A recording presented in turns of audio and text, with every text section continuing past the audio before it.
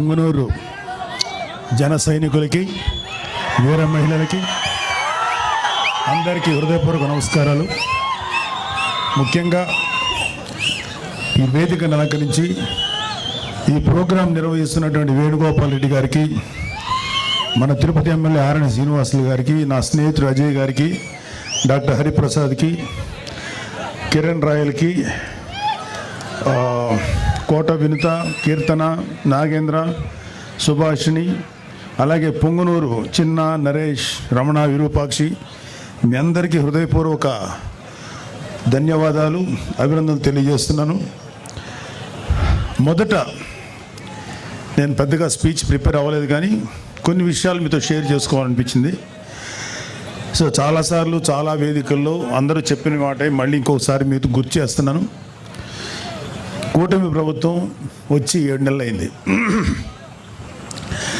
ఇంకా అది చేయలేదు, ఇంకా అది చేయలేదు, ఇది చేయలేదు, ఆ స్కీమ్ రాలేదు, ఈ వెల్ఫేర్ స్కీమ్ రాలేదని నోటుకు వచ్చినట్లు వాగే వైసీపీ గూండాలకి, కుక్కలకి, వైసీపీ సన్నాసులకి ఒక విషయం చెప్పు. వృద్ధులు, వితంతువుల పెన్షన్ ఒకేసారి 1000 పెంచి 4000 1వ తేదీనే వాళ్ళ ఇళ్ళ దగ్గర ఇస్తున్నాం. దివ్యాంగులకి రెట్టింపు పెన్షన్ అందిస్తున్నాం. ప్రతి నెల 64 లక్షల మంది పెన్షన్దారులకు పెన్షన్ ఇవ్వడానికి దాదాపు 20,537 కోట్లు కూటమి ప్రభుత్వం ఖర్చు చేస్తుంది. ఏడాదికి 33,000 కోట్లు. 5 ఏళ్లలో 1.60 lakh crores పెన్షన్స్ కోసం ఖర్చు చేస్తుంది. ఇది దేశంలోనే ఒక పెద్ద రికార్డు.